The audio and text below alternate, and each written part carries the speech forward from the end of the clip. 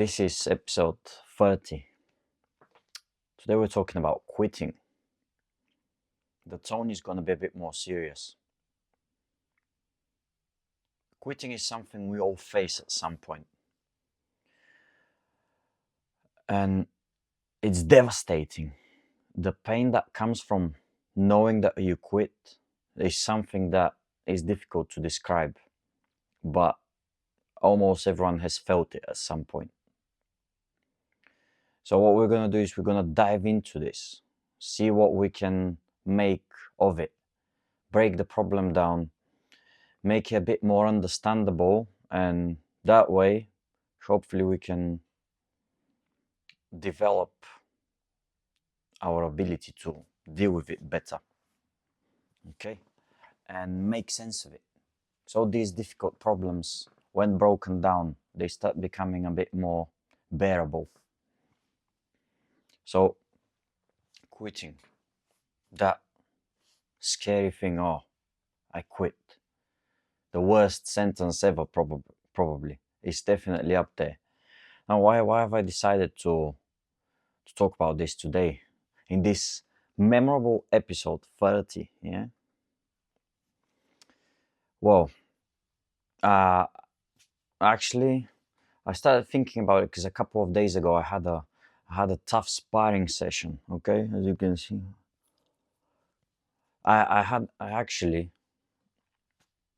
got caught in a choke. Yeah, full rear naked choke, and it was locked, boom, under the chin. So I had to face the reality: do I tap here? And I had choices to make. It's fully locked. Okay, fully locked. I cannot breathe. No oxygen getting to my head, and I quickly faced the reality of, I should be tapping. And then I had to deal with all this and move from there. So that immediately, that thought of quitting was very real. So I had a decision to make. Obviously, what decision I made was, I couldn't take it. It was too much for me. The discomfort from the choke was bad, yes, but when I thought about quitting, I forgot about, oh, I cannot breathe, the choke, blah blah blah. I'm like, no, I can't. I just can't do it. So obviously, I fought my way out of it. But that's not important. The important is, it came to me, and I was like, oh, that's very real. It's been a while since I felt this. So I decided, why not let's make this podcast. Let's break this down. Why was it so difficult for me to just tap? It was fully locked. It would have been acceptable for me to tap, but I just couldn't do it. Eventually, as I said, I got out of it. But what was the driving factor there? What was the thing that did not let me just say, yeah, you know what? Yeah, well, you caught me, that's good, and tap and let go. And now, my throat hurts a bit, blah, blah, blah, blah, blah, blah. Yeah. Probably I endured more, I took more damage and more pain from the fact that I refused to quit than or it would have been otherwise if I had decided, hey, just tap, mate, just tap and start over. But no, I had to, yeah.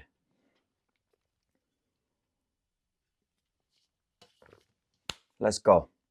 Let's break it down. So what causes when you're about to quit? What are some factors? Why does it suck so much? Why is it so difficult?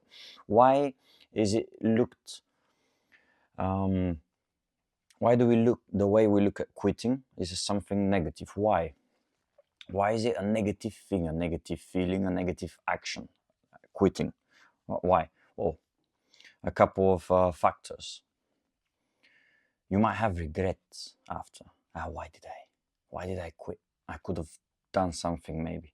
Why didn't I do my best? So you start questioning yourself. Regrets, that gets in the way. You start feeling that deep sense of, did I have more? I think I had more. What? And you start getting frustrated. All right? So knowing that maybe you didn't give everything, it's gonna start eating away. It's gonna start eating bad. Something else. Maybe, societal pressures. You're worried about what people are gonna think of you. Ah, he quit, look at him. And you're like, we all want to be liked to a certain extent. We all want to be accepted by society. Why? Because we're social creatures, humans, we cannot exist individually. We exist as a collective, so we're all part of society. So we all have this internal inner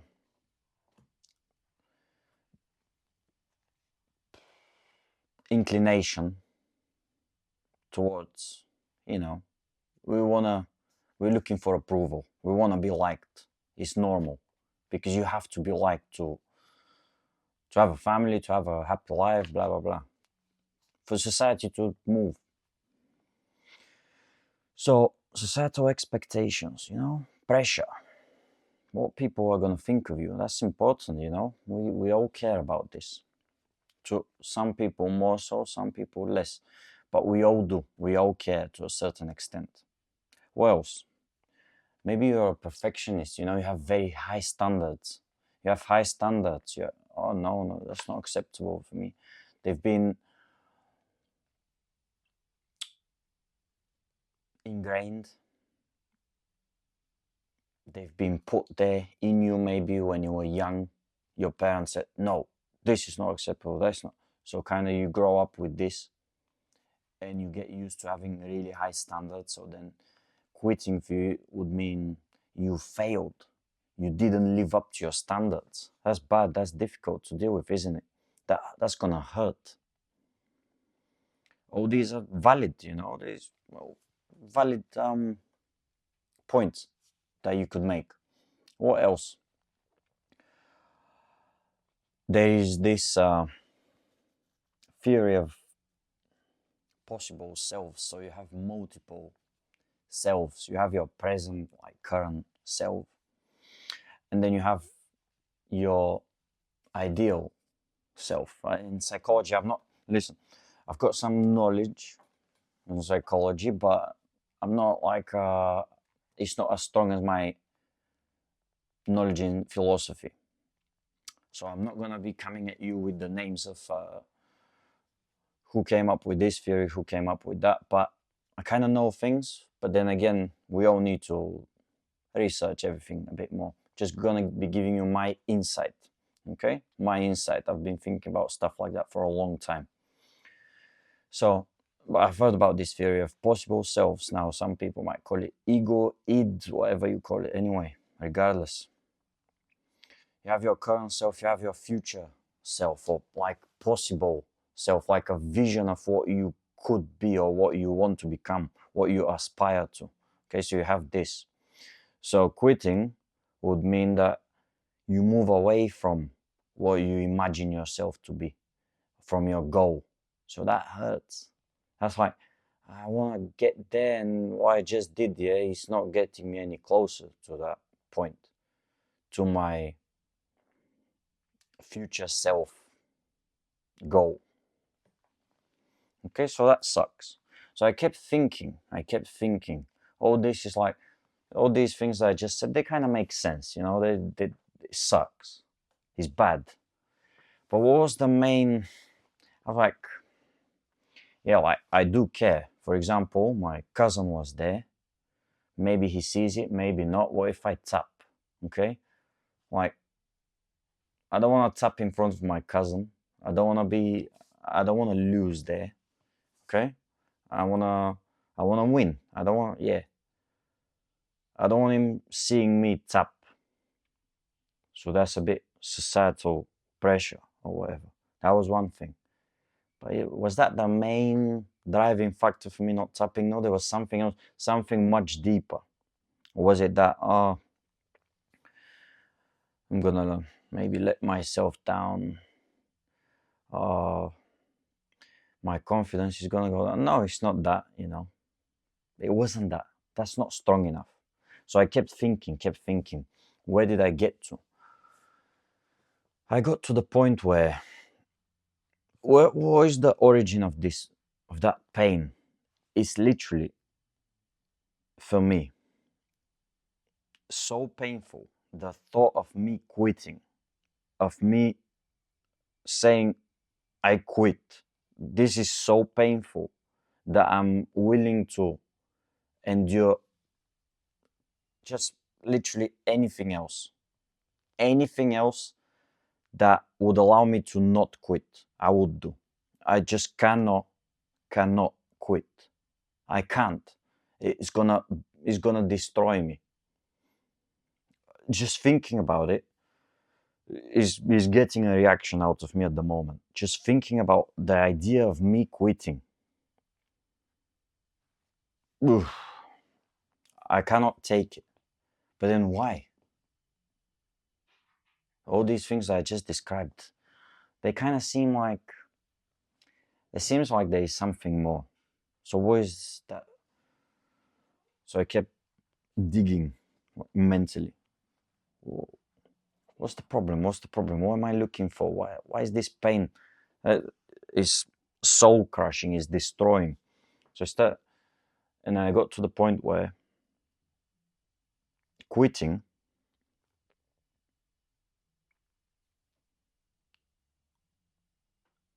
does something to you. Something breaks. Something feels broken when you quit. Okay? That's why it's so painful. It's like something is broken. What is that thing that is broken? And I got to the realization is that your sense of identity or self, literally you as a person, or me in that case, I don't know if this is relatable or not. Quitting, why I just couldn't do it and cannot do it, is because it would literally break me, what I am. Okay, so now we come to the topic of identity. What is identity? So it's only reasonable we have to kind of define what identity is, so we can actually understand what am I talking about, because it starts getting a bit blurry every time we talk about these mental concepts. Okay, we want to have some sort of a framework that we work off of. So quitting, we all know what quitting is. Okay, we've given a couple of examples. Now let's see what identity is. Let's try and get ourselves a working definition of what identity is. So that's a very difficult concept to define. Identity. What is identity? Identity is sense of self. Okay, what is your identity? That's your idea of yourself. Okay, you have a sense of who I am. You know what you're not your body. You're not your, I don't know, your name. You're you. There's something inside there. I don't know where. Every time I start talking about this, I start feeling like me, whatever I or me is somewhere inside, and I can feel my body. So it's weird. A bit. We might take a wrong turn here. We don't want to do it. Anyway, let's use our words. This is a podcast. We don't want to make it into a meditational retreat where we start feeling my body, my my ego. Wow. Anyway, so identity, this concept of identity. Obviously, identity, this is an ever-changing concept. Although I always like to make distinctions, and I like to be precise. But it needs to be mentioned that this is an ever-changing concept.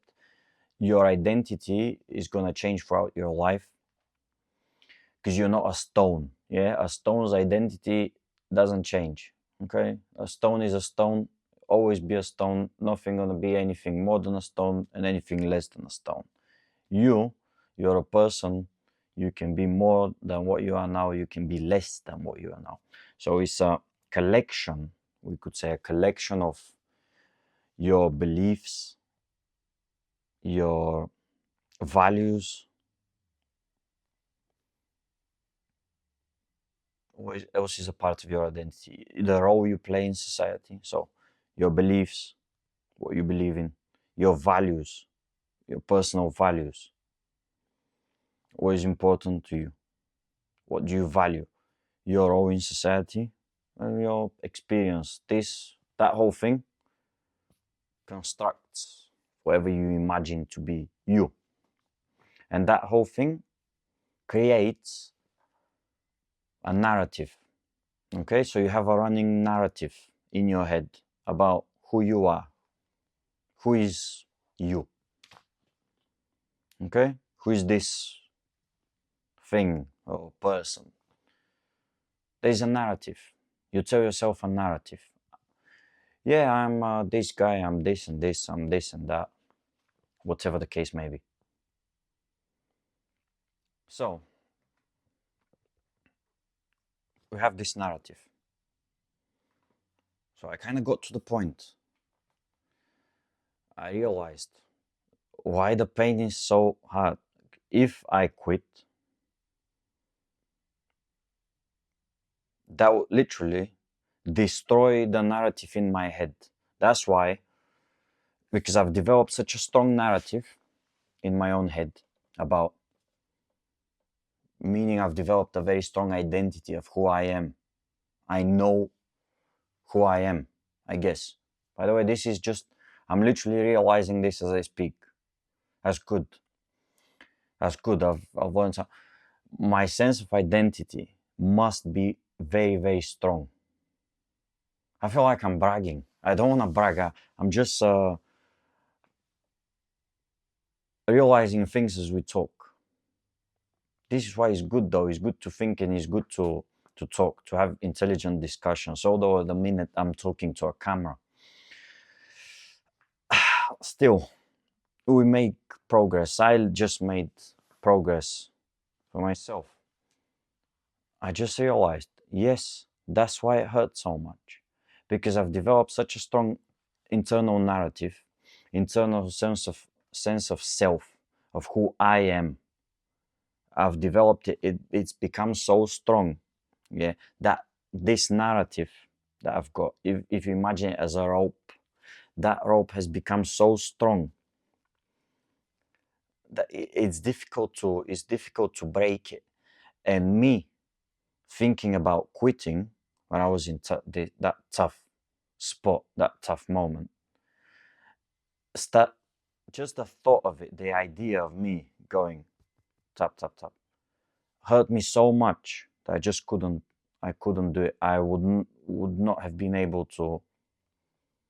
This doesn't fit into my narrative. This breaks my sense of identity. This literally, why it hurts so much sometimes, for not just me. Forget about me and my personal little experience or whatever. Because it can literally break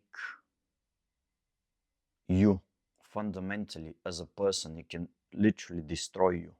You're no longer who you were.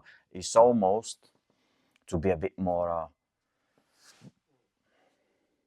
dramatic here, quitting can be so devastating for a person that it can literally be like, when you quit, you die. The idea that you had about who you are, about what you are, the internal narrative is destroyed. With that internal narrative, the self that this narrative was representing is dead now. You could literally say that that person is no longer there. There is a new person, a new you that would emerge. Maybe it ends up being stronger after a period of time, but the point is, who you were to that point, it's pretty much that guy is dead. Whoa. Is it a bit dramatic? Yeah, but I feel like it's a good metaphor for what actually happens. I think I got to the root of the problem here. I'm kind of happy with my explanation.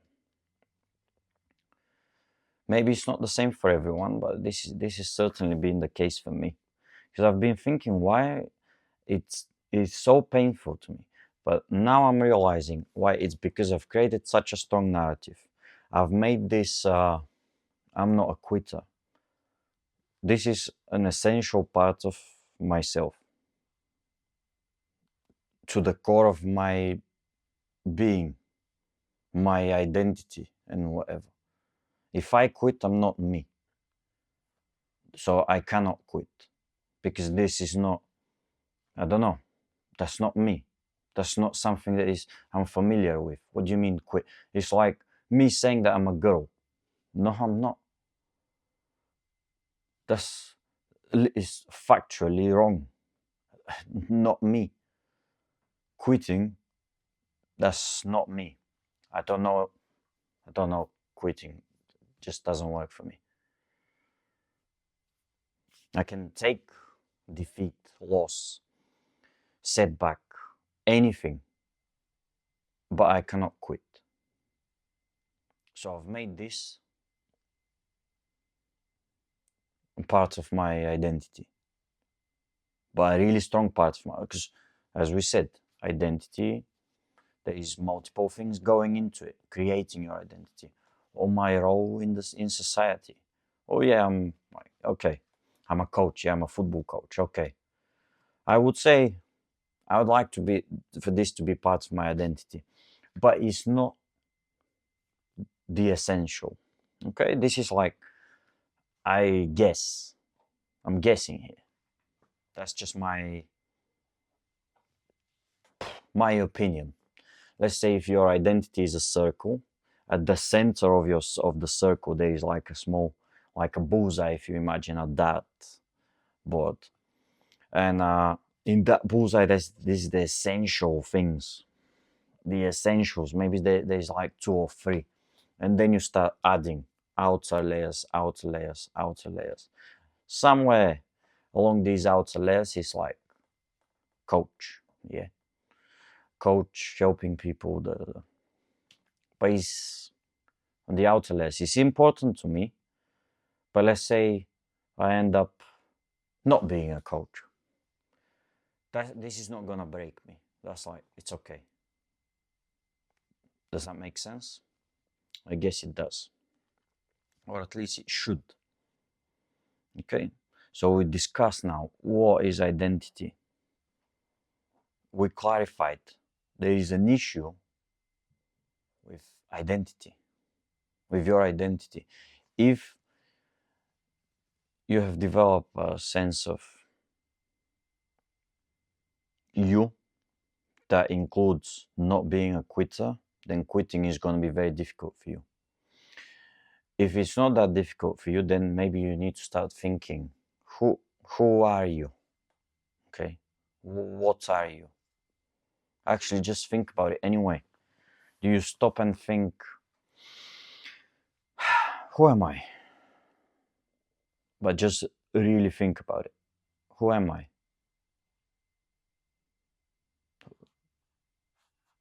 What am I as a person? And try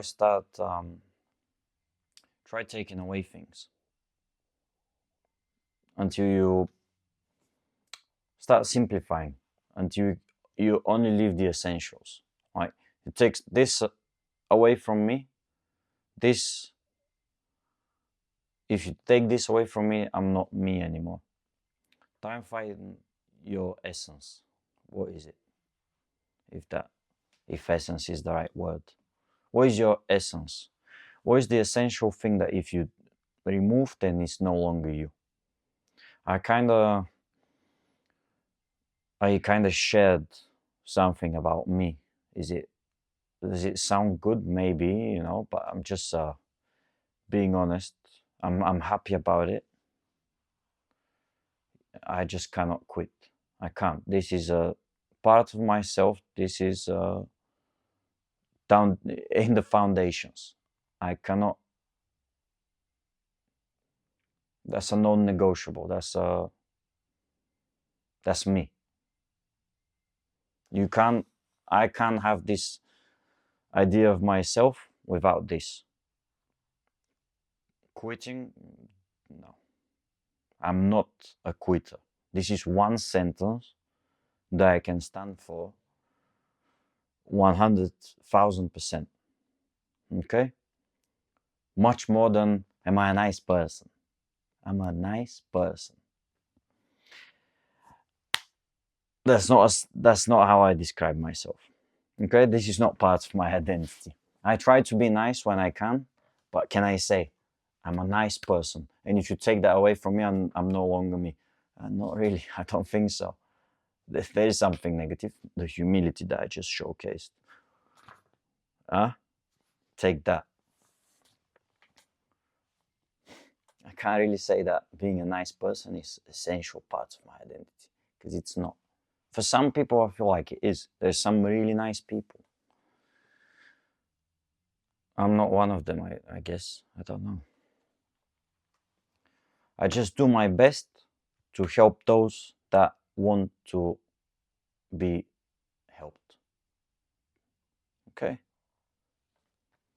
I guess that would be a good description of what I do. Is it part of my identity? Not yet. Maybe in the future, you know, if I keep doing what I'm doing, if I keep going in the direction I'm going, I guess maybe in 20 years I say, I'm here to help. This is me. If I don't help, then there is no me. Maybe I evolve into this as I've taken this journey of a coach. The coach's essential function is to help people improve their performance in their given domain, realm, whatever they're in. So I guess I'll be able to say that this hopefully one day. That would make me much better person as well. Sounds good, you know. Oh yeah, he is the essence of this guy is helping other people. I feel like everyone is traveling in this direction. Every one of us in our lives, if you think about it, in the beginning, we need help. Then we kind of start figuring things out, you know. We get better, we get stronger. And then towards the end, you see a lot of people start giving. Some people more, some people less. Some people don't. Some people are idiots.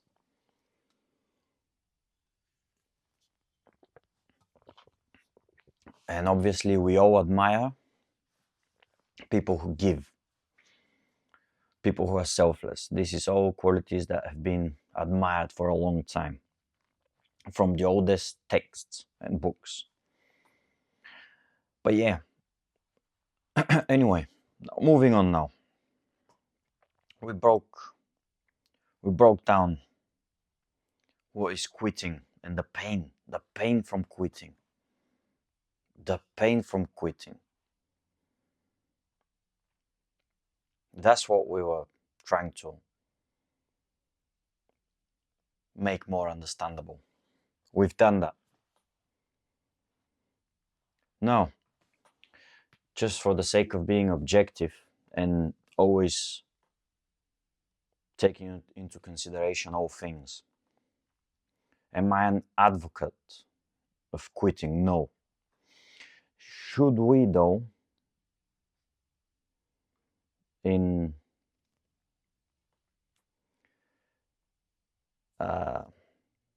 honoring the scientific spirit, should we mention something about when it is maybe okay to quit? Yes, we should. Am I saying do it? Am I advocating it? No. But you need to be aware. You need to be aware. And now we're gonna link this to the previous podcast, which was about what? About biases. Well, we all need to know, I didn't mention it on the last podcast last week, but we all need to know that there is this cognitive bias, which is called sunk cost fallacy. Now, what is this? This is when we've invested a lot of time, effort, money into something, we find it very hard to let go of this thing. It's very hard for us. It's unreasonably hard, okay? We would try and hold on to that thing that we've invested so much in, although it might be clear, we might have clear indication. It's obvious. You have to let this go. There is something better for you, okay? Or holding on to this is not going to bring anything good for you. Take your losses, move on. All right, so we need to understand the brain is biased. Your brain is going to hold on to that, whatever you've invested in, whether it's money, whether it's time, whether it's emotions, Just think about how many you're in a relationship. Just give that example. The relationship is not working. Highly likely, it's been going bad for a long time. Things are not going to work out. And people still, they stay in the relationship. They keep thinking, but how many things we've done. That's not going to work. All the indicators, they're saying, no, it's bad. It's not going to work. That's no good for you. But you stay there just because you're scared to move on, because you're going to feel like you've wasted so much resources, time, emotions, money, and all this. So you're going to prolong your hurt and everything. You're going to prolong all this just because of the time invested of the past. All right, so we want to be aware of that sunk cost fallacy. Don't be a prisoner to it. It is very difficult to spot. Making the decision to leave something or to let go of something that you have been working really hard towards is very difficult. I know, it's no joke. All right, this is probably one of the harder biases to spot, in my opinion. I certainly don't know. Maybe I might be influenced by it, and I'm not real. I don't see it. But I need to keep in mind that, it might be at work with me as well. Although I've seen no signs, any signs, and I try and keep my eyes open. I've seen no signs of like, it would be better if you let go of this and focus on it. I haven't seen the signs, but then again, what we've just talked about is very difficult for me to quit. So I'm basically, if anyone's gonna have this sunk cost fallacy, he's gonna be me probably, because I just don't accept something not working. I would be the last man standing, just going there trying to make it work, even if it's probably not the best thing. But at least me being aware of this, I can be smart. Let's say when you invest, you've invested in something and you're like, mate, this ship is going down, Take your money, take the loss, don't hesitate. People hesitate with this. That's the sunk cost fallacy. Some people invest in stocks.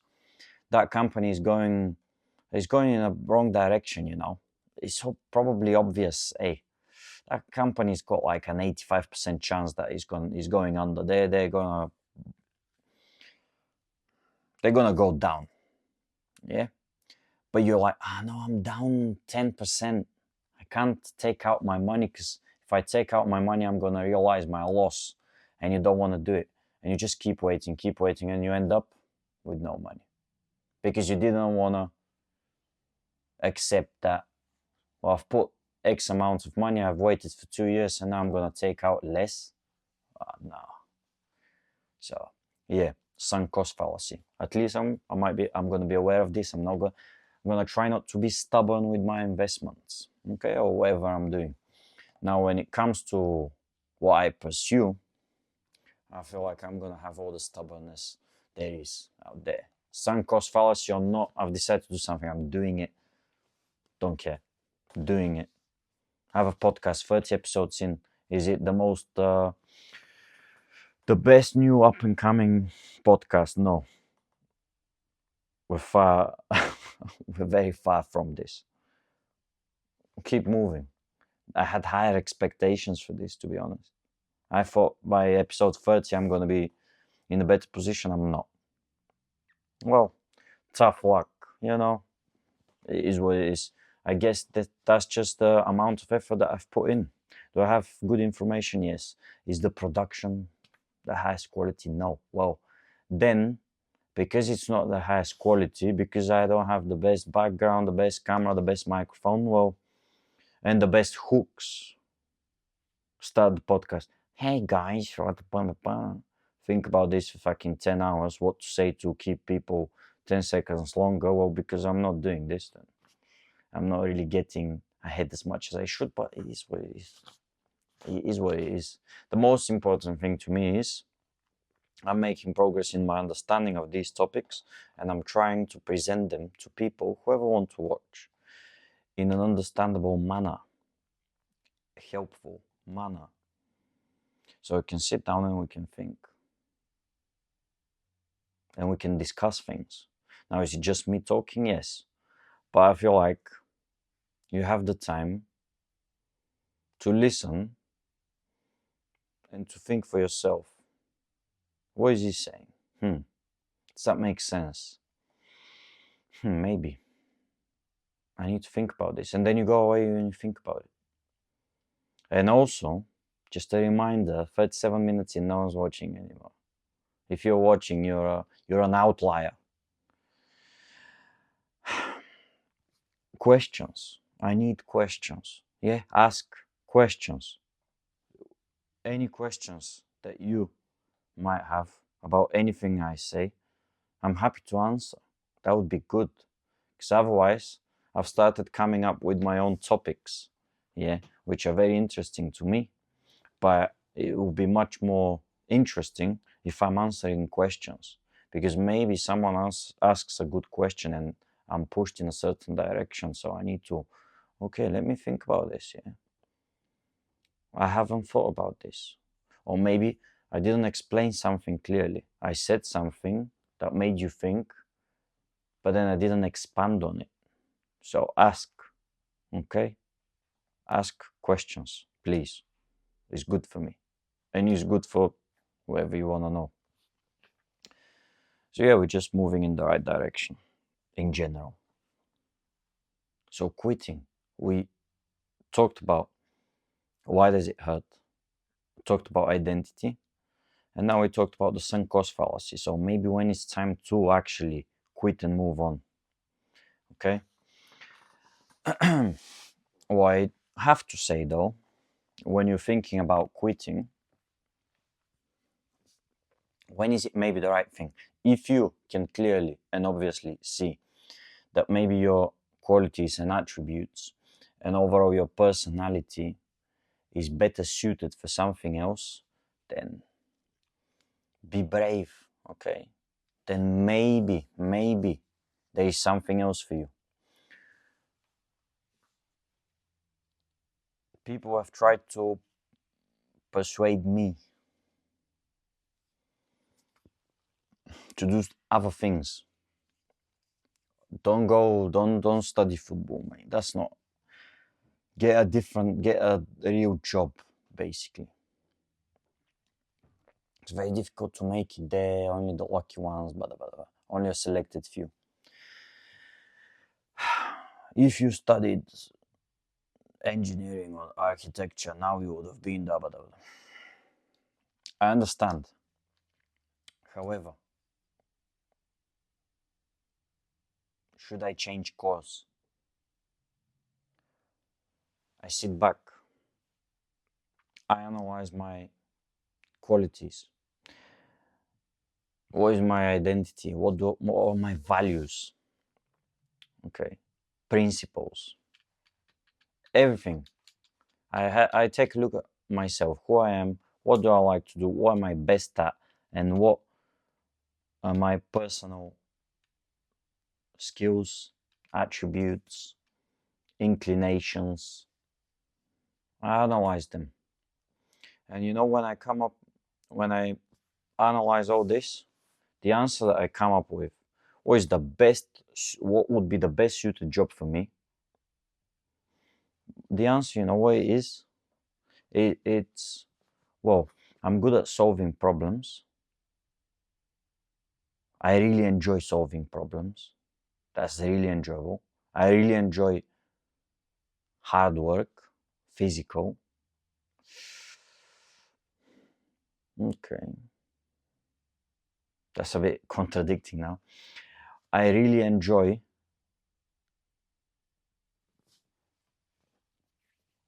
thinking about things to do with people. All right. Understanding how people think, making an impact or making progress, seeing people get better or just progress. I really enjoy observing progress, being part of something, a team or me personally making progress. And I'm really, really interested in the way the mind works. Okay. And all this. I'm just very curious. I'm curious about many other things, but this is like the essential. I really want to know how the brain works. Philosophy, that's my thing. Knowledge, all this, that's my thing. I really like solving problems. That's my thing. And I'm a really competitive person. I enjoy competition. Does that sound like, am I creative? Yeah, a little bit, yeah. Do I have many other attributes? Yeah. Not as strong as these ones. When you listen to this, does that sound, you would be perfect for an engineer? Competitive. Likes dealing with people.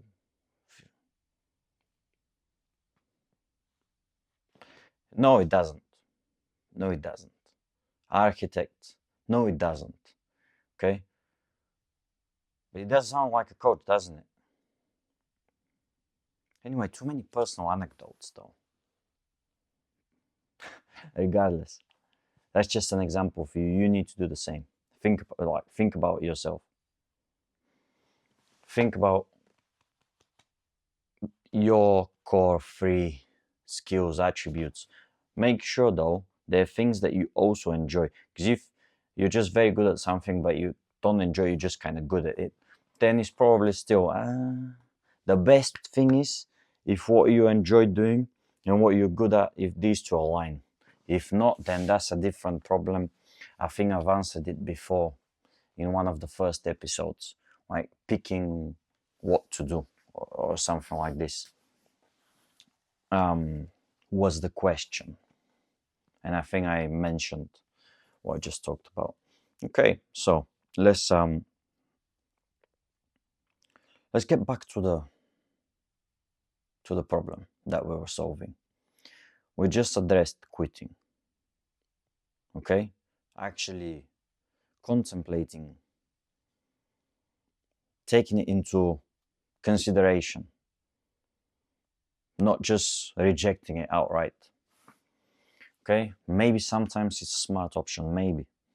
Be very careful, be very analytical, really think hard about why. Okay, you really need to find a good answer before you say, I quit. But now, let's get back to the base, to the baseline. Okay, quitting is not an option. What do you want to do in life? What do you want to do in life? whatever the answer to the question is, you quitting is not gonna get you any closer to this. Whatever you want to do is gonna require an enormous amount of hard work, perseverance, dedication, sticking to it, getting better, developing, dealing with loads of setbacks, dealing with loss. Sometimes things are not gonna go your way. You're gonna have problems, maybe family, relationships, all sorts. You're gonna have bad days. All this is gonna happen because it happened to literally every single person that ever existed. It's gonna happen to you. These things are gonna make you feel bad. When you feel bad, it's much easier to start thinking about, why am I doing this? Quit. I might quit, man. Fuck this. But understand that quitting never got anyone anywhere. You quit, you stopped. What is the opposite? If you don't quit and you have a reasonable strategy and a reasonable rate of progress, we've talked about how to be efficient at these things in different episodes. If you have a reasonable strategy, if you keep progressing, you keep getting better, and you just have that one thing in you, you do not quit,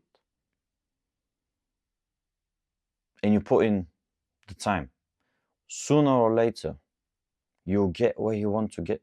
You'll get to where you want to get to. It's inevitable. You need to think about it this way.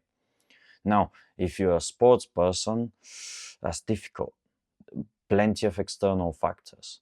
But for pretty much every other person that doesn't really have an age restriction to their goals, just think about it. Hey, if you're 20, if you, some people watching the under 20, let's say most people, let's say you're 20, you have a goal of doing this.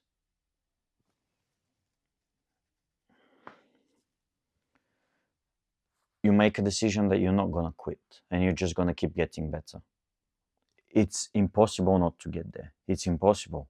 Think about how many people are willing to put, let's say, 40 years of hard work. How many? Yeah, maybe even you are not. If you think, I don't know, maybe you are. I'm not saying you're not willing to. I'm just me though. I'm perfectly fine with this. When I hear that sentence, we've got 40 years of hard work ahead of you to get there. I'm excited, to be honest.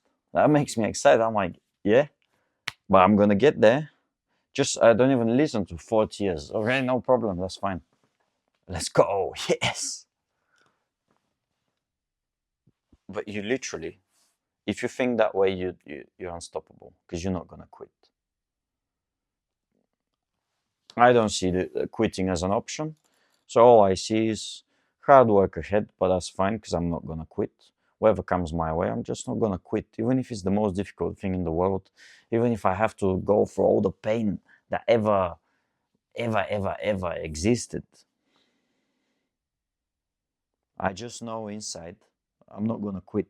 So eventually, even if it's the worst thing, the biggest setback, I'm just gonna, by the sheer force of just moving through things, the sheer force of my will. It sounds good, doesn't it? It sounds strong. We could rephrase it. The sheer fear of quitting that I have, how afraid I am of quitting. I'm terrified. It's gonna push me through it because nothing else can compare with my fear of becoming a quitter. I'm afraid. I'm more afraid of becoming a quitter and having this essentially this identity death than actually dying, to be honest. When I think about it, when I think about, one day I'll die, I'm not gonna exist anymore. Okay, I'm not gonna exist. There's gonna be nothing. Just close your eyes. You don't exist anymore. One day this is gonna happen to me, to everyone. That doesn't really. Yeah, I know it's fine, but me thinking one day I'll quit. Oh, I can't take that. I can't. I'm really afraid of this. I can't. I can't do that. If I do that, I don't know what's gonna happen to me. I just don't see. I just don't see it. So that fear pushes me. That drive is there. So whatever comes my way, nothing can ever compare with that fear of becoming a quitter, of basically killing myself. This is literally what I would have to do to quit, to kill myself. I'm not that type of person.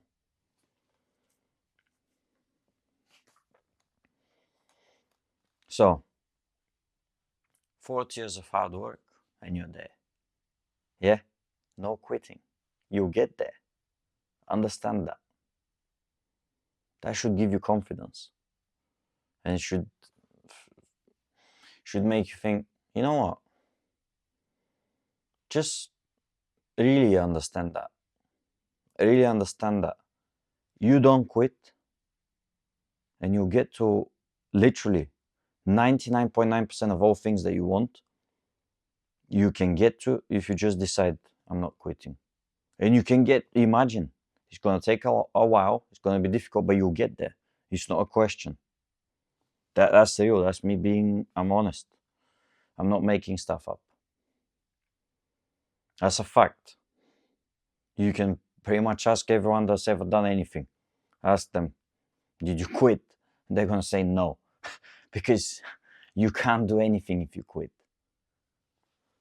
And yeah, you don't make it seem as if it's fine to quit. That's another important thing. Quitting should not be made acceptable.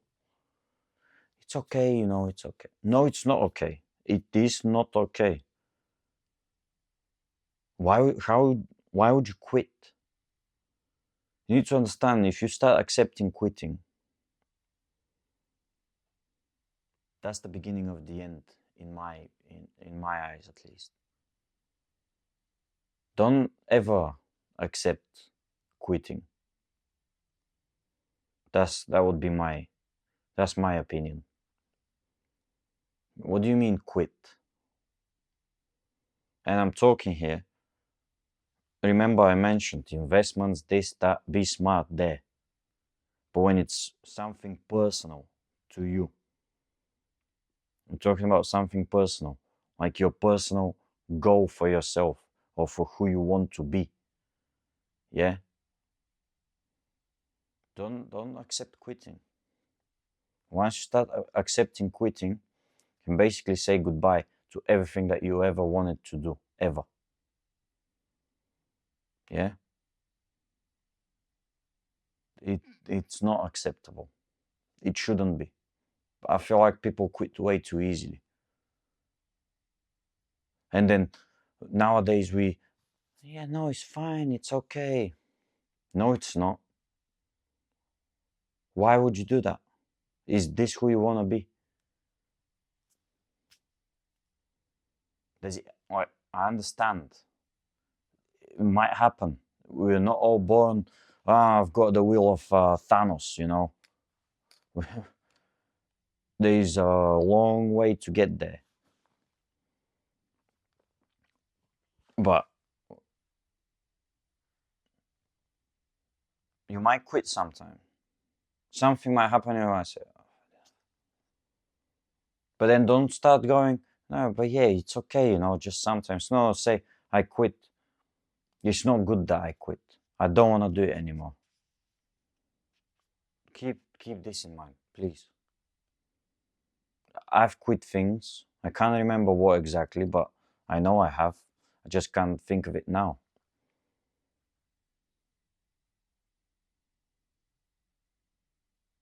But I just grew up with this belief that I can't quit. In the beginning was maybe because I'm what people are gonna think of me. I've gone through all these stages that we discussed in the beginning. Oh, what are gonna people think of me? Oh, I let myself down. Oh, I didn't do my best there. I've gone through all this. But just don't quit. Don't make it acceptable. Because once you make it acceptable, then you're gonna make it a habit. All right, and that's difficult. Not doing this. That's difficult. I'm not doing this. And then you're gonna start looking. Once you start making it acceptable, then you start seeing it more and more. You start seeing it more and more. You're gonna start doing it more and more. You you end up in a place where as soon as you see a problem or an obstacle, you're just gonna say, "Oh, no, that's not for me. I quit." It's like with girls nowadays. They're not willing to work. I'm not gonna be not gonna discriminate. I'm gonna be politically correct. People nowadays in relationships, they go see someone. First mistake that person makes, or they don't even need to make a mistake. First sign that person shows of something that is like 5% off of the other person's imagination of the perfect partner, the other person's image of the perfect partner. So I have this idea: the perfect partner for me is this. And when that girl, in my case, shows something that is 5% different from my idea, I say, well, that's just not for me. And we give up. Yeah. Before, it used to be, we're gonna work, we'll work through it. And families used to be much better. Nowadays, look at the statistics. The rate of families,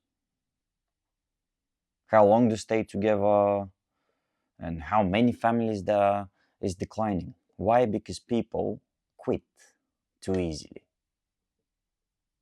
Essentially. Multitude of other factors, but essentially we just give up. We're not willing to work through stuff. Yeah, because we think that we can find something that there is going to be something that is going to come easy. We think it's out there. We're quitters. We look for easy things nowadays. Oh, I want easy. I don't want to deal with this. So I'm just going to quit. I'm going to find something else. They keep looking for that moment where just everything comes into place all of a sudden magically. No, this doesn't exist. But anyway, we don't want to deviate from the topic. That's my opinion. Never quit. Quitters never win, and winners never quit. That's Michael Bisping's book. That's the title. Quitters never win, winners never quit. Yeah, remember this. Because that's a fact, to be fair. That's a cliche, but it's a fact. Don't quit. And be strong. Make it a part of yourself. You're not a quitter. A society of quitters is not what we want. Because it makes everything, it damages everything. We want to have people that have a backbone, that are strong, that don't just say, I quit. No, you persevere. That's what we need. There is no quitting. Yeah, we're done. That's enough for today. Thanks for listening, watching, and See you next time.